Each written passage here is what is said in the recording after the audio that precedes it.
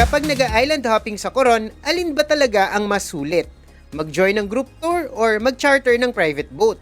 Yan ang sasagutin natin in this video, so stay tuned!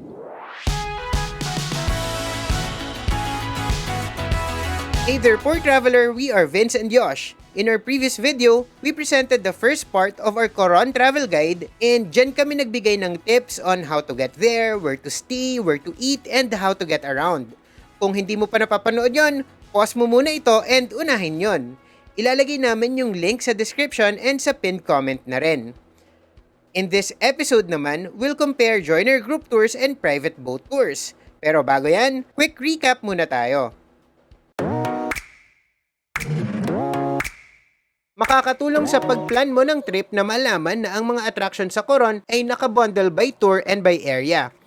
Tingnan ulit natin yung map kanina. Ito ang Calamianes Group of Islands and andito ang Coron Town. Ito naman ang Coron Island kung saan makikita ang pinaka-popular destinations dito like Kayangan Lake, Barracuda Lake, and Twin Lagoon. Ito naman ang Kalawit Safari Park, ang Black Island, North Key, and South Key na lahat ay part ng Busuanga Municipality. Andito naman ang Culion, Malcapuya Island, Bulogdos, and Banana Island. Ilan lang yan sa mga attractions marami pang iba. Pero may i-explain lang ako saglit bago natin sila isa-isahin. Naturally, yung mga magkakalapit na spots ang magkakasama sa tour. For example, sa Coron Island Tour, ito yung mga pupuntahan. For Kalawit Safari Tour naman, madalas na isasama rin ang Black Island and iba pang kalapit na mga pulo. Ang Culion may sarili ring tour kasi maraming makikita doon. And mayroon ding mga beach escapade tour na tinatawag na ito naman ang mga included sa itinerary. May mga changes here and there depende sa operator pero basta ganyan usually. Most tours ay full day and by boat except sa Coron Town Tour na half day lang and kayang gawin by tricycle. So pwede mong iplano ang trip mo na may one tour per day ka na gagawin. Pagdating sa island hopping, may dalawa kang options. Join a group tour or charter a private boat. Kapag mag-book ka ng joiner tour, you will be part of a larger group with strangers. Per person ang rates pero included na dyan halos lahat including boat fee, guide fee, entrance fees, and lunch. Ang downside, wala kang control sa itinerary. Kung gusto mong magtagal sa isang spot, wala kang magagawa kasi dapat team player ka. Hindi lang ikaw ang kasama sa tour. Again, per person ang bayad dito and makakapag-book ka ng mga tour sa town proper and kahit online. Kung sanay ka sa Klook, maraming options doon and okay din naman yung mga rates. Kung pipiliin mo naman na mag-charter ng private boat, per boat ang bayad, hindi per person. And ang rates ay depende sa laki and capacity ng bangka. Ito yung price matrix nila. And iba ang presyo ng boat na for 2 to 4 passengers, iba yung sa 5 to 8 passengers, and so on. Ideal ito for big groups. May boats din kasi sila na kaya up to 30 packs. But remember, boat fee lang ito. Hindi pa dito kasama yung mga entrance fees per stop which costs 100 to 300 pesos depende sa island or beach. Hindi rin kasama dito ang lunch. Pero don't worry kasi katabi lang naman ng dock ang public market kung saan pwede kang bumili ng mga fresh na ingredients, tubig, and uling na pangluto. And sina Kuya Boatman na ang bahalang magluto sa bangka. Usually ay ihaw-ihaw lang naman yon. Gumising na lang kayo ng maaga para may time kayo para mamalengke just before the tour. May guide fee pa rin ba kapag private boat? Yan yung hindi ko sure. In my previous Coron trips, may additional na 500 pesos na guide fee. Pero itong huling trip namin a couple of months ago, wala naman daw. Ang binook namin ay itong si Marjun na I think siya rin ang may-ari ng bangka. Siya rin na nagsilbing tour guide namin. Namit lang namin siya dito sa Tourist Boat Association sa May Luwalhati Park nang mag-inquire kami. Dito talaga kayo pupunta if gusto nyo mag-rent ng bangka. Sobrang maalaga ni Marjun and ang mga kasama niyang sina Kuya Kaloy, Kuya Buboy, Kuya Melchor, and Jude. Kung gusto niyo rin siyang i-book, ito yung contact details niya. By the way, may separate fee rin ang pag-rent sa goggles and snorkel which is usually 150 pesos. Kapag joiner tour, depende sa operator kung included siya or hindi. Iba-iba talaga sila. Ito ang usual prices ng mga joiner tours. Per person yan and inclusive yan of boat fees, entrance fees, transfers, and lunch. Ito naman ang usual private boat rental rates. Per boat naman ito per boat. And boat fee lang yan. Hindi kasama dyan ang entrance fees, transfers, and lunch. Pero teka, alin ba ang mas sulit? Ang sagot dyan ay depende kung ilan kayo sa group. Para masagot ko yan ng mas maayos, gawin nating example ang Coron Island Tour. Ito ang pinaka-highlight ng any visit sa Coron. Ibang klase kasi ang ganda ng Coron Island. Most pictures and postcards of Coron na makikita mo ay dito kuha. Marami itong matatayog and jagged na karst and limestone cliffs, and in between sa mga sulok-sulok nila, may mga pristine lagoons, lakes, and beaches. Maraming klase ng Coron Island Tour, and ang pinakamura dyan ay ang Tour A and Tour B. Yung Tour A, around 900 pesos per head. Ito yung mga stops. Yung Tour B naman, 1,200 pesos per head. So kung mapapansin nyo, merong white beach na kasama sa stops. Yung white beach na yan nag-iiba. Pwedeng Banul Beach, Smith Point Beach, or Atwayan Beach. Depende sa operator or boatman na mabubuk mo. And kung gaano ka-crowded yung mga beaches na yan kapag oras na. Between Tour A and Tour B, honestly, mas gusto ko yung Tour B. Only because Twin Lagoon is my absolute favorite spot in Coron, and because I find Barracuda Lake a tad more interesting than Kayangan Lake. And wala kasing trek involved sa Barracuda Lake, di tulad sa Kayangan na nakakapagod and hindi ideal sa mga seniors. So, tingnan natin tong Tour B. Let's assume na dalawa lang kayo. Usually ay around 1,200 per person ito kung joiner tour. Kasama na dyan lahat lunch, entrance fees, and boat fee.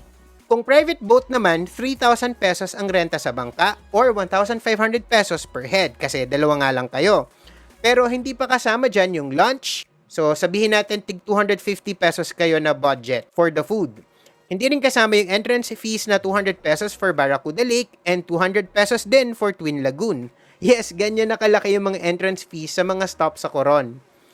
Usually ay nasa 150 pesos naman ang entrance fees sa mga beach and sa mga snorkeling sites. Per person ang entrance fees ha. So ito yung computation natin. That's 2,450 pesos per person. More than double kung mag-joiner tour ka. So in this scenario, mas sulit ang mag-join na lang sa group tour.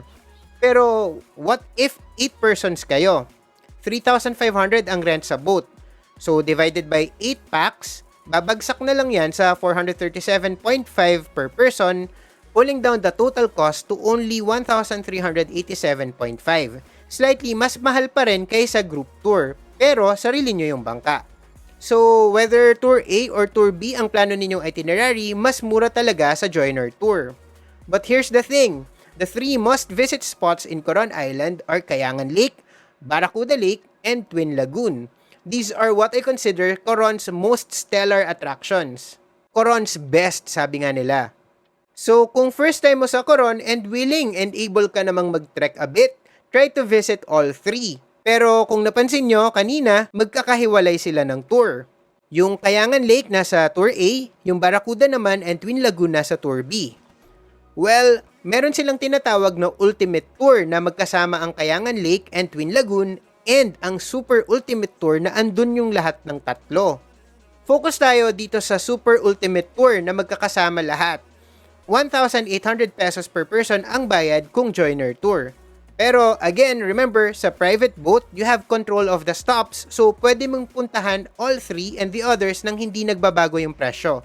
So let's compare again, assuming dalawa lang kayo sa bangka. So kapag ganyan, 1,800 yung joiner tour, pero 2,750 per person kapag private boat. Nadagdagan lang ng 300 pesos which is the entrance sa Kayangan Lake. Still, mas mura kapag group tour kung dalawa lang kayo. Or kahit nga 4 kayo, mas mura pa rin yung joiner tour.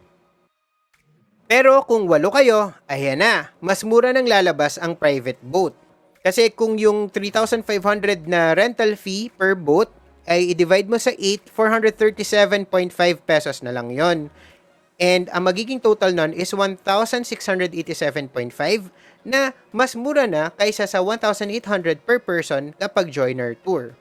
Kaya if desidido kayong bisitahin yung 3 top attractions na nabanggit ko kanina on a private boat, pero small group lang kayo, you can find another small group and form a bigger group.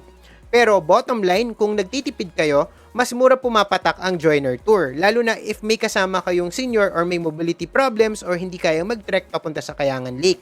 Mas marerecommend ko talaga yung Tour B joiner tour for that. Pero if mas importante sa inyo na kontrolado ang itinerary and oras ninyo, then best to charter a private boat. Mas okay din ito para sa mga may sineselebrate na special occasion and gusto talagang masolo yung bangka. By the way, alam naman natin na hindi parating mura mag-travel. So kung nahihirapan kang mag-manage ng finances mo and mag-budget para sa mga trips mo, download mo itong Lista app, ang sponsor ng video na to. Lista is a money management app na pwede mong gamitin para tulungan kang makapag-ipon and bantayan ang expenses mo. We've been using it for quite a while now, siguro mga 1 year na rin. And ngayon, may bago silang feature, Budget Tracker. Simple, powerful, and incredibly useful, lalo na para sa mga budget-conscious travelers tulad natin. With this new tool, you can watch your expenses, savings, and budget para sa mga wants natin like travel.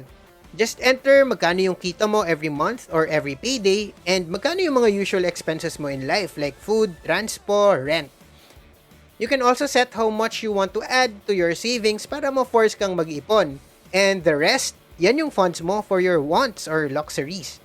This way, mas ma-achieve mo yung mga travel goals mo without compromising yung mga essentials and savings na dapat naman talaga nating i-prioritize as strong independent travelers. Sabi?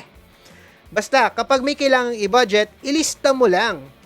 You can download Lista sa App Store or Google Play Store and ilalagay na rin namin yung download link sa description ng video na to, so click nyo na lang yon. Okay na, balik tayo sa Coron. Nga pala, whether private boat or joiner tour ka, basta naga-island hopping, laging unahin ang safety. Palaging isuot ang life vest kapag nasa tubig, lalo kung hindi ka naman marunong or magaling lumangoy. Huwag i-underestimate ang lakas ng current, especially kapag nasa open sea. And please, huwag pumunta sa mga off-limits na areas. Off-limits sila for a reason. Mag-ingat din when negotiating yung mga rocks, whether naglalakad ka man or nagsiswim. May mga parts na medyo prone na masugatan ka. Example, kung patawid ka dito sa border ng Twin Lagoon, aakyat ka man sa hagdan na pwede kang madulas or lalangoy sa ilalim. Magaspang kasi ang kisame ng butas na yan. Or kahit papasok sa kuweba dito sa Kayangan Lake, masikip sa ibang parts, so ingat lang sa mga bato-bato. Kung mayroon kayong mga aqua shoes or water shoes, mas maganda para ma-protect ang paa nyo sa mga sea urchins kapag naglalakad or lumalangoy. And utang na loob, huwag basta-basta humawak ng kung ano-ano lalo kung hindi nyo alam kung ano yung mga yon. Remember, we are in the wild and tayo ang bumibisita dito sa underwater world nila, so i-respect na lang din natin yung kanilang habitat. Sa susunod na video, iisa-isahin na natin ang mga tours and corresponding attractions na naghihintay sa inyo sa Coron. Kasama na ang mga presyo dyan per stop. Worth it ba talaga ang Makinit Hot Spring? Alin ba ang mas maganda sa Barracuda Lake and Kayangan Lake? Anong meron sa Black Island? And bakit siya pinupuntahan? Sasagutin natin lahat ng yan sa next episode, so kung hindi ka pa nakasubscribe, baka naman pwede mo kaming tulungang ma-reach ang 100,000 subscribers by clicking the subscribe button and the bell icon. And kung sa Facebook ka naman nanonood, please like and follow this page na rin. Special shoutout and thanks nga pala kina Dayan Saclolo, Brian Suniga, Pinky Joy Cruz, and Shintaro para sa mga tips. If you need more information about traveling around Coron and other parts of Palawan, you'll find comprehensive travel guides with sample Palawan itineraries on our blog, www.theportraveler.net, or check out the link in the description. Kung meron kayong tanong, i-comment nyo lang below. You can also follow or message us on Instagram, Twitter, and TikTok. Just look for @theportraveler, single L. If you have a Spotify account or Apple Podcasts app, follow and tune in to the Port Traveler Podcast. That's all for now. Remember, plan smart, travel safe, and make every trip worth it.